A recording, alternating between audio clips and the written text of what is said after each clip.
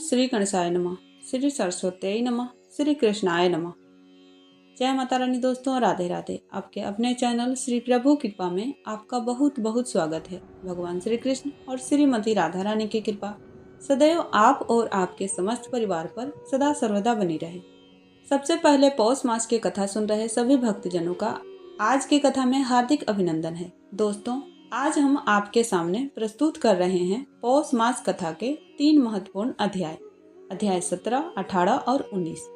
यह कथा विशेष रूप से पौष माह के महत्व और उसमें किए गए पुण्य कार्यों के बारे में है। इन अध्यायों में भगवान श्री कृष्ण के उपदेश और उन कार्यों का वर्णन है जो हमारे जीवन में पुण्य और सुख शांति लेकर आते हैं। प्रिय भक्तजनों, कथा शुरू करने से पहले हम आपसे एक छोटा सा रिक्वेस्ट करेंगे। कथा अंत तक जरूर सुनिएगा और यदि कथा पसंद आए तो प्लीज वीडियो को लाइक कीजिएगा और यदि चैनल पर नए हैं, अभी तक चैनल को सब्सक्राइब नहीं किया है तो प्लीज चैनल को सब्सक्राइब कर लीजिएगा। इससे यह होगा कि चैनल पे अपलोड होने वाला प्रत्येक नया नोटिफिकेशन आपके पास सही समय पे पहुंच जाएगा। और हाँ दोस्तों, आप लोग कमेंट जरूर कीजिएगा, कमेंट में राधे राधे जरूर लिखिएगा। आपके लाइक्स और कमेंट्स मेरे लिए बहुत महत्वपूर्ण हैं और मुझे इससे हौसला मिलता है। तो आइए हम कथा शुरू करते हैं। हिंदू धर्म में पौष मास का विशेष महत्व है। यह महीना भगवान श्री कृष्ण और भगवान शिव की पूजा के लिए बहुत ही पवित्र माना जाता है। इस माह में जो भी व्यक्ति सत्य, ब्राह्मण सेवा और संतों की संगति करता है उसका जीवन धन्य होता है। पौष मासे महाकृष्णे तु जन्मे सुफलेश्वर श्रद्धया अस्तुते यस्तु सदा सन्मार्गमाश्रितः। अर्थात पौष माह में भगवान श्री कृष्ण का पूजा और उपासना करने से महान पुण्य की प्राप्ति होती है। इस माह में ध्यान, साधना और सत्य बोलने का विशेष महत्व है। पौष माह में कई प्रकार के व्रत और पूजाएं की जाती हैं। विशेष रूप से पौष पूर्णिमा का व्रत बहुत ही खास माना जाता है।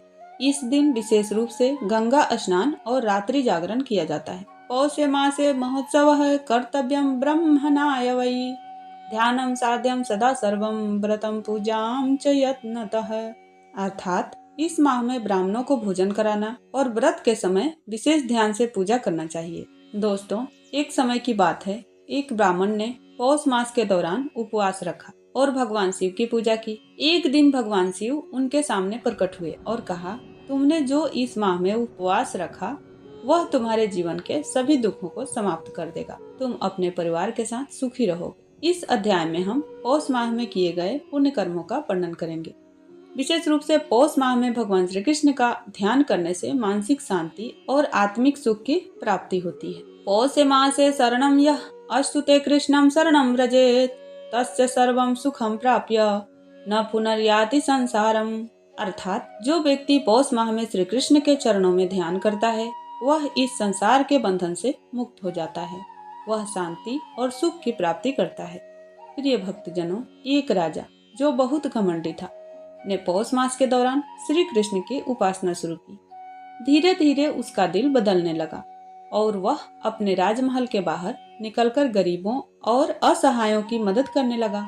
भगवान कृष्ण ने उसे दर्शन दिए और कहा, तुम्हारा यह पुण्य तुम्हें न केवल शांति देगा बल्कि तुम्हारे राज्य में भी सुख समृद्धि आएगी। तो प्यारे दोस्तों, पौष माह का अत्यधिक महत्व है। इस माह में किए गए व्रत, पूजा और पुण्य कर्मों का न केवल हमें यहाँ लाभ मिलता है बल्कि यह हमारे भविष्य को भी संवारता है। प्रिय भक्तजनों, अब आइए एक और पावन कथा का श्रवण करते हैं। किसी समय की बात है, एक छोटे से गांव में एक सच्चा भक्त रहता था। उसका नाम था वर्धन। वर्धन का दिल हमेशा भगवान श्री कृष्ण की भक्ति में रमा रहता था। वह रोज नित्य श्री कृष्ण के नाम का जाप करता, उनके चरणों में ध्यान करता और गरीबों की मदद करता। उसकी एक खास आदत थी, वह हमेशा पौष माह में विशेष रूप से व्रत और पूजा करता था। वर्धन का जीवन अत्यंत साधारण था, लेकिन उसकी श्रद्धा और भक्ति देखकर भगवान श्री कृष्ण उसकी मदद करने के लिए स्वयं प्रकट हुए। एक दिन वर्धन ने सोचा, पौष माह के इस पवित्र समय में अगर मैं भगवान श्री कृष्ण का सच्चे मन से ध्यान करूंगा तो मुझे उनके दर्शन जरूर होंगे। वह पूरे मन और हृदय से भगवान कृष्ण की भक्ति में रत हो गया। वर्धन रोज नदी के किनारे जाकर भगवान कृष्ण के भव्य रूप की कल्पना करता, उनका नाम लेता और उनकी महिमा गाता। उसकी भक्ति में एक विशेष प्रकार की गहरी श्रद्धा और समर्पण था। एक दिन जब वह नदी में स्नान करने गया तो उसने देखा कि एक सुंदर रूपवती युवक उसके पास आकर खड़ा है। वह युवक उसे देखकर मुस्कुराया और कहा, तुम भगवान श्री कृष्ण की भक्ति में डूबे हो। तुम्हारी भक्ति का फल तुम्हें शीघ्र ही मिलेगा। वर्धन ने युवक से पूछा, तुम कौन हो? युवक ने कहा, मैं वही हूँ जिसे तुम हर रोज अपने मन में पूजा करते हो। वर्धन ने भगवान के दर्शन पाकर अत्यंत आशीर्वाद लिया और भगवान से पूछा, हे भगवान, आपने मेरे सामने आकर मुझे दर्शन दिए, यह मेरा सौभाग्य है। मुझे बताएं, भक्ति का असली रूप क्या है? भगवान श्री कृष्ण मुस्कुराए और बोले, भक्ति केवल मंत्रों और पूजा तक सीमित नहीं है। असली भक्ति वह है जो दिल से सच्चे प्रेम और समर्पण के साथ की जाए। जो व्यक्ति बिना किसी स्वार्थ के केवल मेरे नाम और मेरे प्रति श्रद्धा से भक्ति करता है, उसे मैं हमेशा आशीर्वाद देता हूँ। भक्ति की शक्ति से जीवन में शांति, सुख और आंतरिक प्रसन्नता आती है। भगवान श्री कृष्ण ने यह भी कहा, जब तुम मेरा नाम लेते हो और मेरे प्रति अपने हृदय में सच्ची श्रद्धा रखते हो, तो तुम्हारा हर कर्म पूजा बन जाता है। तुम्हारी भक्ति से ही संसार का उद्धार होता है। वर्धन ने भगवान श्री कृष्ण के उपदेश को अपने जीवन में उतारने का निश्चय किया और वह पहले से भी ज्यादा श्रद्धा और समर्पण के साथ उनकी पूजा करने लगा। वह समझ गया कि भक्ति का असली अर्थ है भगवान से प्रेम और समर्पण करना, बिना किसी शर्त के। भगवान श्री कृष्ण की भक्ति का वास्तविक रूप वही है जिसमें मन, वचन और क्रिया से भगवान के प्रति निस्वार्थ प्रेम और श्रद्धा हो।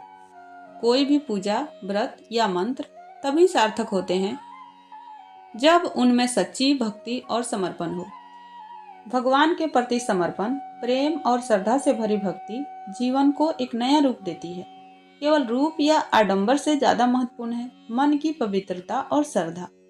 पौष माह में भगवान की पूजा और भक्ति से न केवल आत्मिक शांति मिलती है, बल्कि भगवान अपनी कृपा से भक्तों के जीवन में सुख और समृद्धि भी लाते हैं। सच्ची भक्ति वही है जो निरंतर भगवान के चरणों में होती है, मन, वचन और क्रिया से भगवान की भक्ति में रमता है। प्रिय भक्तजनों, उम्मीद करती हूँ आपको आज की कथा पसंद आई होगी। यदि कथा पसंद आए तो प्लीज वीडियो को लाइक कीजिएगा और यदि चैनल पर नए हैं, अभी तक चैनल को सब्सक्राइब नहीं किया है, तो प्लीज चैनल को सब्सक्राइब कर लीजिए, जिससे यह होगा कि प्रत्येक रोज सुनाई जाने वाली पवित्र कथाएं और व्रत त्योहारों के बारे में दी जाने वाली जानकारियां आपके पास सही समय पे पहुंच जाएगी। तो मिलती हूँ आपसे एक नए वीडियो में कल के अध्याय में। तब तक के लिए जय श्री राधे।